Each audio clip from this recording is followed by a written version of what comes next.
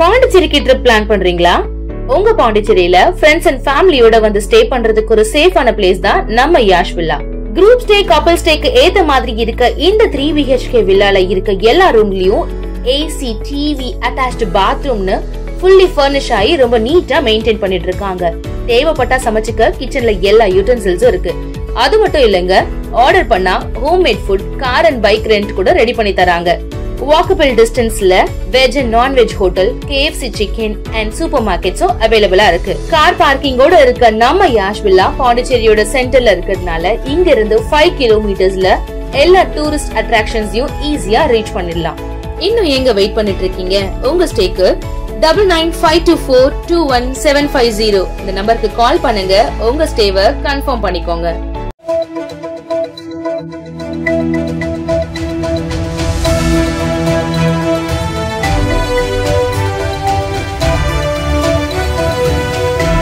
வணக்கம். சக்தி சேனலின் புதுவையின் இன்றைய நிகழ்வுகள். மத்திய அரசு திட்டமான சாலை விபத்தில் பாதிக்கப்பட்டவர்களுக்கான கட்டணமில்லா சிகிச்சை திட்டத்தை முதலமைச்சர் ரங்கசாமி புதுச்சேரியில் தொடங்கி வைத்தார். மத்திய அரசு திட்டமான சாலை விபத்தில் பாதிக்கப்பட்டவர்களுக்கான கட்டணமில்லா சிகிச்சை திட்டம் துவக்க விழா முதலியார்பேட்டை நூறடி சாலை தனியார் ஓட்டலில் நடந்தது. இதில் சிறப்பு விருந்தினராக முதலமைச்சர் ரங்கசாமி கலந்து கொண்டு திட்டத்தை தொடங்கி வைத்து விழிப்புணர்வு பிரசுரங்களை வெளியிட்டார்.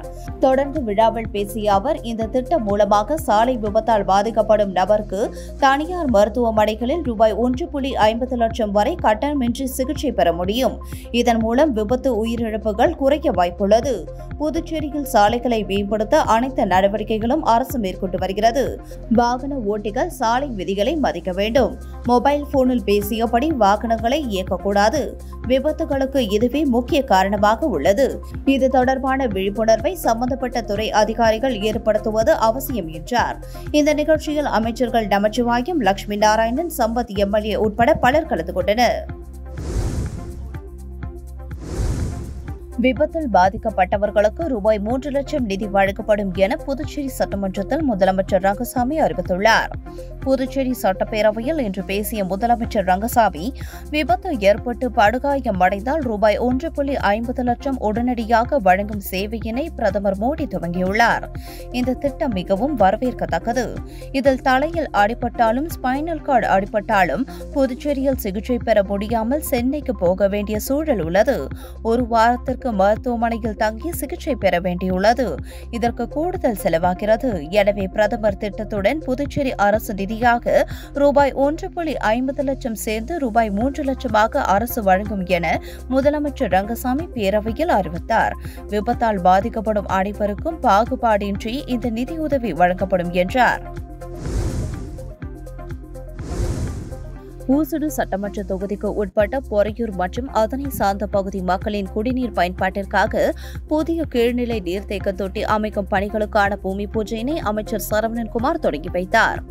ஊசுடு சட்டமன்ற தொகுதிக்கு உட்பட்ட பொறையூர் மற்றும் அதனை சார்ந்த பகுதி மக்களின் குடிநீர் பயன்பாட்டிற்காக புதிய கீழ்நிலை நீர்த்தேக்க தொட்டி அமைக்கும் பணிக்கான பூமி பூஜை ரூபாய் 30 லட்சம் மதிப்பீட்டில் நடைபெற்றது. இதில் தொகுதியின் சட்டமன்ற உறுப்பினரும் ஆதி திராவிட நலத்துறை அமைச்சருமான சரவணன்குமார் கலந்து கொண்டு விழாவிற்கு தலைமை தாங்கி பூமி பூஜை செய்து பணியினை தொடங்கி வைத்தார்.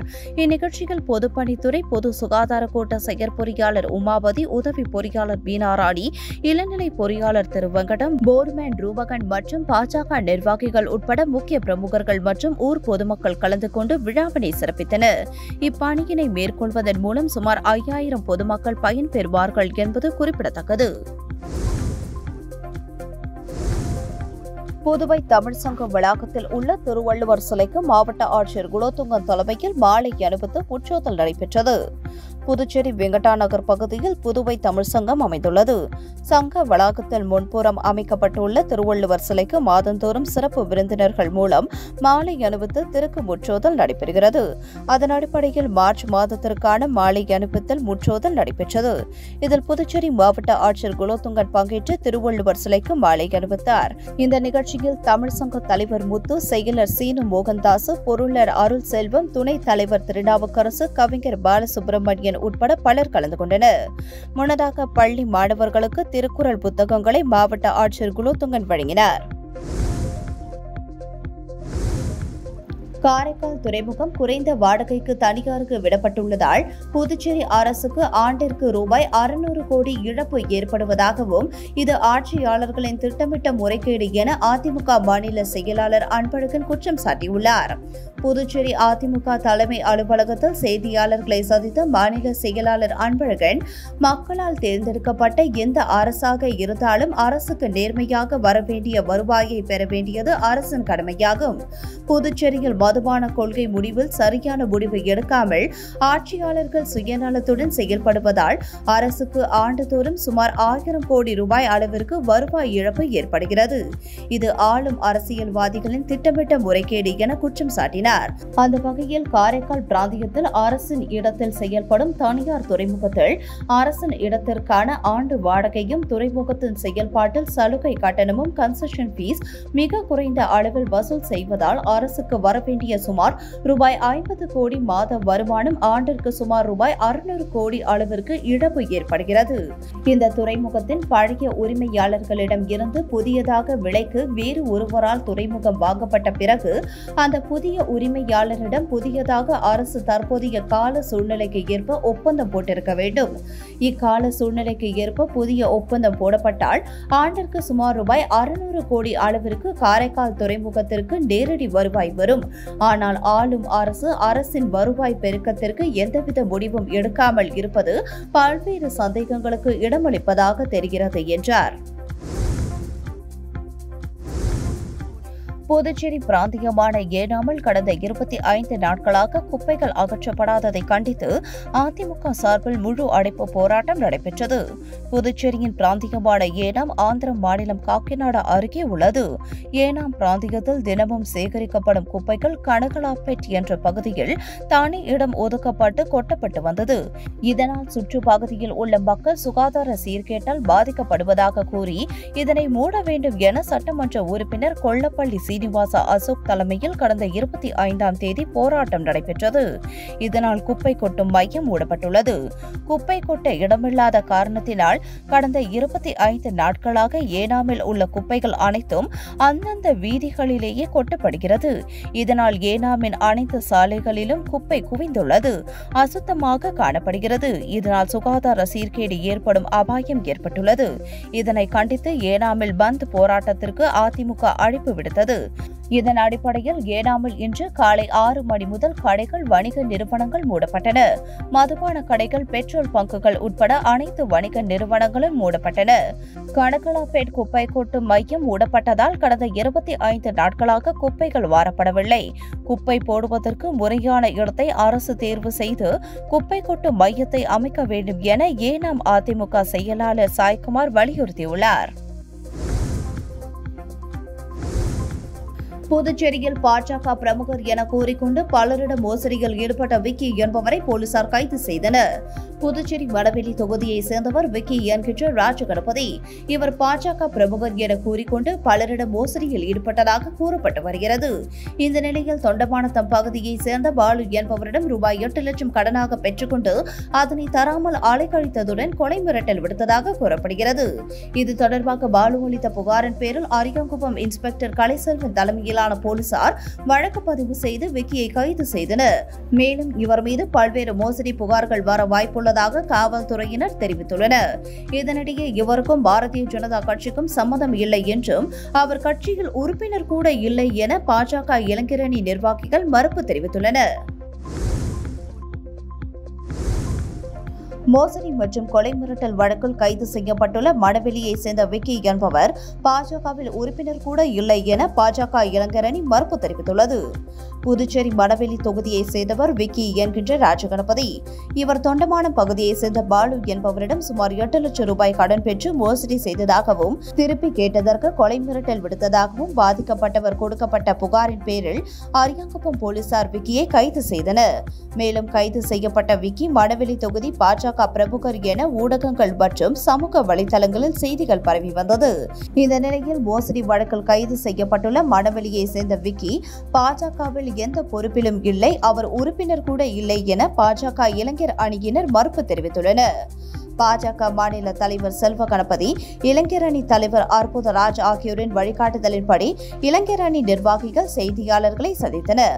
அப்போது பேசிய இளைஞரணி பொதுச் செயலாளர் கணபதி மற்றும் வருண், மோசடி மற்றும் கொலை மிரட்டல் வழக்கில் கைது செய்யப்பட்டுள்ள மணவெளி தொகுதியைச் சேர்ந்த விக்கி என்பவர் பாஜகவில் எந்த பொறுப்பிலும் இல்லை, அவர் உறுப்பினர் கூட இல்லை என மறுப்பு தெரிவித்தனர். மேலும் அவர்கள் பேசும்போது பாஜக கொடி மற்றும் துண்டை பயன்படுத்தியதற்காக ஏற்கனவே அரியாங்குப்பம் காவல் நிலையத்தில் விக்கி மீது பாஜக இளைஞரணி சார்பில் புகார் அளிக்கப்பட்டுள்ளதாகவும் அப்போது அழைத்து போலீசார் எச்சரித்து அனுப்பியதாக தெரிவித்த அவர்கள், பாஜகவிற்கும் விக்கிக்கும் எந்தவித தொடர்பும் இல்லை, தொடர்ந்து அவரை பாஜக பிரமுகர் என்று செய்திகள் ஒளிபரப்ப வேண்டாம் எனவும் அவர்கள் கேட்டுக் கொண்டனர். பேட்டியின் போது துணைத் தலைவர் விஜயகுமார், சுவைக்கிராமன், மகேந்திரன், அரியாங்குப்பம் மாவட்ட தலைவர் கோகுல்காந்தி, தொகுதி தலைவர் ராசு என்கின்ற பெராமல் ராஜு ஆகியோர் உடனிருந்தனர். புதுச்சேரியில் ரூபாய் 5 கோடி மதிப்பிலான நிலத்திற்கு போலி உயில் தயாரித்து மோசடி செய்த வழக்கில் தொடர்புடைய மேலும் சிலர் மீது போலீசார் வழக்கு பதிந்து தேடி வருகின்றனர். புதுச்சேரி கலவை சுப்பராய செட்டியார் தெருவை சேர்ந்தவர் ரங்கநாதன் கடந்த சில ஆண்டுகளுக்கு முன் இருந்துவிட்டார். இவருக்கு மூலகுளம் ஈஸ்ட் கோஸ்ட் மருத்துவமனை எதிரே 5 லட்சம் சதுரடி நிலம் உள்ளது. ரங்கநாதனுக்கு வாரிசு இல்லை. இதனால் அவரது வீட்டில் வேலை செய்த திண்டிவனம் மூளைச்சூர் பகுதியைச் சேர்ந்த முடியம்மாள் 50 என்பவர் ரங்கநாதன் தனக்கு சொந்தமான நிலத்தில் ரூபாய் 5 கோடி மதிப்பிலான 50,000 சதுரடி நிலத்தை மட்டும் தனக்கு உயில் எழுதி கொடுத்ததாக போலி உயில் தயாரித்து சாரம் ஐயப்பன் நகரை சேர்ந்த ரியல் எஸ்டேட் புரோக்கர் முத்துக்குமரன் மூலம் லாஸ்பேட்டையை சேர்ந்த பாலமுருகன் என்பவரிடம் ரூபாய் 30 லட்சம் முன்பணம் பெற்று ஏமாற்றினார். இது தொடர்பாக பலராமன் அளித்த புகாரின் பேரில் சிபிசிஐடி போலீசார் முடியம்மாளை கடந்த 7ஆம் தேதி சிறையில் அடைத்தனர். ரியல் எஸ்டேட் புரோக்கர் முத்துக்குமரனை தேடி வரும் நிலையில் இந்த வழக்கில் வேறு யாருக்காவது தொடர்பு இருக்கிறதா என கண்டறிய முனியம்மாளை மீண்டும் காவலில் எடுத்து விசாரித்தனர். அதில் முனியம்மாள், முத்துக்குமார் ஆகியோருடன் நெல்லித்தோப்பு சவரி படையாட்சி வீதியை சேர்ந்த ஆரோக்கியராஜ் மற்றும் சிலர் சேர்ந்து போலி உயில் பத்திரம் தயார் செய்ததும் அதனை வைத்து நிலத்தை விற்க முயற்சி செய்ததும் தெரியவந்தது. இது தொடர்பாக போலீசார் தீவிரமாக விசாரணை மேற்கொண்டு வருகின்றனர். வெளிநாட்டில் வேலை மற்றும் இன்ஜினியர் போலி ஆன்லைன் வர்த்தகத்தில் 1.12 கோடி ரூபாய் முதலீடு செய்து ஏமாந்தது தொடர்பாக சைபர் கிரைம் போலீசார் விசாரணை மேற்கொண்டு வருகின்றனர். புதுச்சேரியை சேர்ந்தவர் ராஜ்மோகன் சீனாவில் உள்ள கம்பெனியில் இன்ஜினியராக பணிபுரிந்தார். சொந்த ஊர் வந்த இவரை சில மாதங்களுக்கு முன் வாட்ஸ்அப் ஆன்லைன் வர்த்தகத்தில் முதலீடு செய்வது தொடர்பான குழுவில் இணைந்தார். ஆன்லைன் வர்த்தகத்தில் எவ்வாறு முதலீடு செய்யலாம் என வகுப்புகள் எடுக்கப்பட்டுள்ளது. அதை நம்பிய ராஜ்குமார் பல்வேறு தவணைகளாக 1,12,65,000 ரூபாய் வரை ஆன்லைன் வர்த்தகத்தில் முதலீடு செய்து ஏமாந்தார். பாகூரை சேர்ந்த நிவேதா என்பவரை டெலிகிராம் மூலம் தொடர்பு கொண்ட நபர் பகுதி நேர வேலையாக வீட்டில் இருந்தே ஆன்லைனில் அதிக பணம் சம்பாதிக்கலாம் என கூறினார். இதை நம்பிய நிவேதா 5,06,800 ரூபாய் அனுப்பி ஏமாந்தார். இதேபோல் முருங்கப்பாக்கம் அபிஷா 83,500 ரூபாய், முத்திரையார் பாளையம் வெங்கடேஷ் 8,700, தியாகராஜ வீதி லட்சுமி 8,100, காரைக்கால் சாலினி 24,000, மூலக்குளம் முருகேசன் 7,500, நல்லவாடு மகாராஜா 6,500, ரெட்டியார்பாளையம் சாந்தி 8,600 ரூபாய் என 9 பேர் ஆன்லைன் மோசடி கும்பலிடம் 1,19,18,700 ரூபாய் ஏமாந்தனர். சைபர் கிரைம் போலீசார் வழக்கு பதிந்து விசாரித்து வருகின்றனர். புதுச்சேரி பெரிய மார்க்கெட் வெளியே பழம் காய்கறி விற்பனை செய்வதற்கு எதிர்ப்பு தெரிவித்து மார்க்கெட் வியாபாரிகள் போராட்டத்தில் ஈடுபட்டதால் பரபரப்பு ஏற்பட்டது. புதுச்சேரி நகர மைய பகுதியான நேரு வீதி, காந்தி வீதி சந்திப்பில் குபேர் அங்காடி என்ற பெயரில் மார்க்கெட் பிரெஞ்சு காலத்தில் இருந்து இயங்கி வருகிறது. இங்கு 1,400க்கும் மேற்பட்ட கடைகள் மற்றும் மீன் அங்காடி உள்ளது. மார்க்கெட்டை சுற்றியுள்ள பாரதி வீதி, காந்தி வீதி, ரங்கப்பிள்ளை வீதி உள்ளிட்ட பகுதிகளில் சாலையோர கடைகளால் மார்க்கெட்டில் விற்பனை குறைவதாக கூறி மார்க்கெட் வியாபார சங்கத்தினர் புகார் கூறி வருகின்றனர். இது தொடர்பாக அவர்கள் காவல் நிலையத்தில் புகார் அளித்தும் எந்தவித நடவடிக்கையும் எடுக்கப்படவில்லை என கூறப்படுகிறது. இந்த நிலையில் இன்று 50க்கும் மேற்பட்ட மார்க்கெட் வியாபாரிகள் திடீரென ஒன்று கூடி சாலையோர வியாபாரிகளிடம் கடைகளை எடுக்குமாறு கூறி கடும் வாக்குவாதத்தில் ஈடுபட்டனர். இதுகுறித்து தகவல் அறிந்த பெரிய கடை போலீசார் சம்பவ இடத்திற்கு விரைந்து வந்து இரு தரப்பினரையும் சமாதானப்படுத்தினர். பின்னர் சாலையோர கடைகளை அப்புறப்படுத்தினர். இதனால் அப்பகுதியில் சிறிது நேரம் பரபரப்பு ஏற்பட்டது. புதுச்சேரி குடிசை மாற்று வாரிய அனைத்து ஊழியர்கள் நலசங்கம் சார்பில் பல்வேறு கோரிக்கைகளை வலியுறுத்தி கண்டன ஆர்ப்பாட்டம் நடைபெற்றது. புதுச்சேரி குடிசை மாற்று வாரிய அனைத்து ஊழியர்கள் நலசங்கம் பழனிநாதன் தலைமையில் நிரந்தர ஊழியர்களுக்கு தகுதி அடிப்படையிலும் சீனியாரிட்டி அடிப்படையிலும் பதவி உயர்வு வழங்க வேண்டும் என்றும், பதவி உயர்வு கிடைக்கப்பெறாமல் 10 ஆண்டுகளுக்கு மேல் பணிபுரிபவர்கள் மற்றும் ஓய்வு பெற்றவர்களுக்கு பாரபட்சமின்றி ஏசிபி மற்றும் எம்ஏசிபி வழங்க வேண்டும் என்றும், 10 ஆண்டுகளுக்கு மேல் பணிபுரிந்து வருகின்ற சிஎல்ஆர் ஊழியர்களை பணி நிரந்தரமும், என்எம்ஆர் ஊழியர்களுக்கு சிஎல்ஆர் வழங்க வேண்டும் உள்ளிட்ட பல்வேறு கோரிக்கைகளை நிறைவேற்ற வலியுறுத்தி குடிசை மாற்று வாரிய அலுவலக வாயிலில் கண்டன ஆர்ப்பாட்டம் நடைபெற்றது. இந்த ஆர்ப்பாட்டத்தில் பிரேமதான், ரவிச்சந்திரன், ராதாகிருஷ்ணன், கோவிந்தராசு, ஆனந்தன், வெங்கடேசன், அரசு ஊழியர்கள் சம்மேளன நிரந்தர செய்தி தொடர்பாளர் கலைமாமணி, டாக்டர் நமச்சிவாயம் உள்ளிட்ட பலர் கலந்து கொண்டனர்.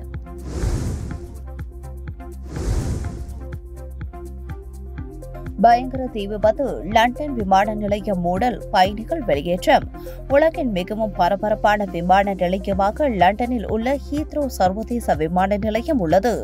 இங்கிருந்து தினமும் நூற்றுக்கணக்கான விமானங்கள் உலகின் பல்வேறு நகரங்களுக்கு இயக்கப்பட்டு வருகிறது. இந்த விமான நிலையத்திற்கு மின்சாரம் வழங்கக்கூடிய துணை மின் நிலையத்தில் நேற்று இரவு 11:23 மணிக்கு பயங்கர தீ விபத்து ஏற்பட்டது. தீ கொழுந்துவிட்டு எரிந்தது. இதனால் கடுமையான புகைமூட்டமாக இருந்தது. இதனை அடுத்து 100க்கும் மேற்பட்ட தீயணைப்பு வீரர்கள் வாகனங்களில் விரைந்து வந்து தீயை அணைக்கும் முயற்சியில் ஈடுபட்டனர். பல மணி நேரம் போராடி அவர்கள் தீயை அணைத்தனர். இந்த தீ விபத்து காரணமாக விமான நிலையத்தில் மின்சாரம் துண்டிக்கப்பட்டது. மேலும் பாதுகாப்பு கருதி அங்கிருந்து 150க்கும் மேற்பட்ட பயணிகள் அவசரமாக வெளியேற்றப்பட்டனர். 200 மீட்டர் சுற்றளவுக்கு தடை விதிக்கப்பட்டு உள்ளது. விமான நிலையமும் இன்று இரவு 11:59 மணி வரை மூடப்படும் என அறிவிக்கப்பட்டது. ஹீத்ரோ விமான நிலையத்திற்கு வந்த விமானங்கள் மற்ற விமான நிலையங்களுக்கு திருப்பிவிடப்பட்டது. விமான நிலையத்திற்கு பயணிகள் யாரும் வரவேண்டாம் என்றும், சம்பந்தப்பட்ட விமான நிறுவனத்துடன் தொடர்பு கொண்டு விமானம் புறப்படும் நேரத்தை உறுதி செய்து கொள்ளுமாறும் பயணிகளுக்கு அறிவுறுத்தப்பட்டுள்ளது. இதனால் விமான பயணிகள் தவிப்புக்கு உள்ளானார்கள். விமான நிலையம் அருகில் இருந்த 16,000க்கும் மேற்பட்ட வீடுகளில் மின்சாரம் துண்டிக்கப்பட்டு இருளில் மூழ்கியது. தீ விபத்திற்கான காரணம் என்னவென்று தெரியவில்லை. இது தொடர்பாக விசாரணை நடந்து வருகிறது.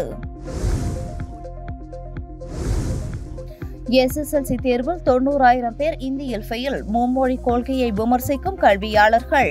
கர்நாடகாவில் கடந்த 2024ஆம் ஆண்டு நடந்த எஸ்எஸ்எல்சி தேர்வில் 3ஆம் மொழிப்பாடமாக இந்தியில் 90,000க்கும் மேற்பட்ட மாணவர்கள் தோல்வியடைந்துள்ளனர்.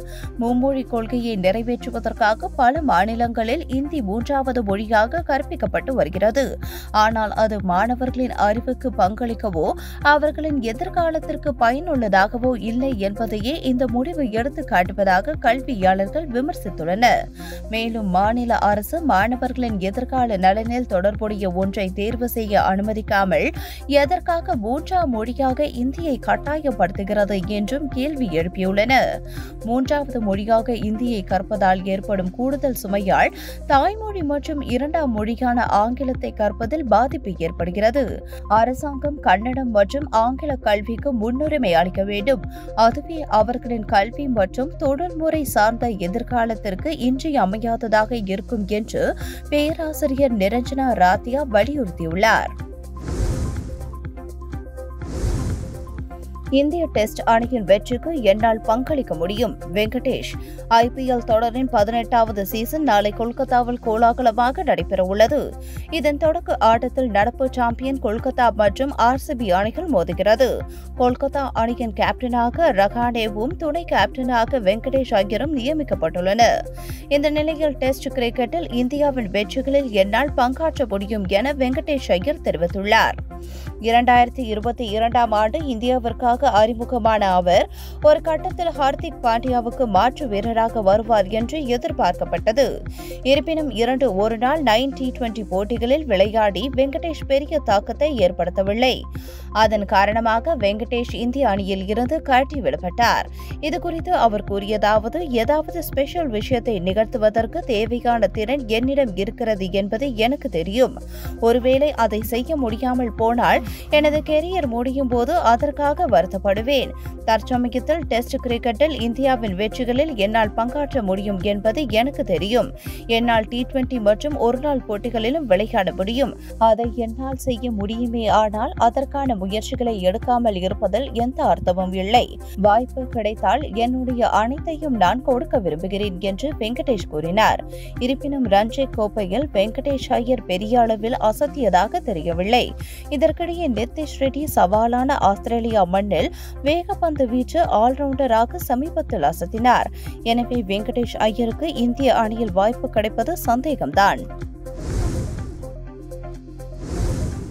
மாண்புமிகு சட்டப்பேரவை தலைவர் அவர்களை நேரமில்லா நேரத்தில் 0 மணி நேரம் திமுக எதிர்க்கட்சி குரடாகவும் மாநில திமுக துணை அமைப்பாளரும் உப்பளம் தொகுதி சட்டமன்ற உறுப்பினர் அனிபால் கென்னடி புதிய பென்ஷன் திட்டத்தில் ஓய்வு பெற்ற ஊழியர்களுக்கு அரசு அறிவித்த நிலையான மருத்துவ படியை வழங்க வேண்டும் என்ற கோரிக்கையை வலியுறுத்தி பேசிட அனுமதி வழங்க கேட்டுக்கொள்கிறேன்.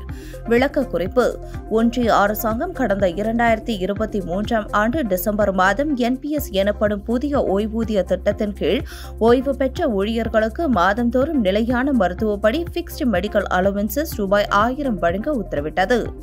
அதனைத் தொடர்ந்து நமது புதுச்சேரி அரசாங்கம் நிதித்துறை சார்பு செயலர் மூலம் கடந்த 2024 ஆண்டு ஜூன் மாதம் ஒரு ஆணை பிறப்பித்தது.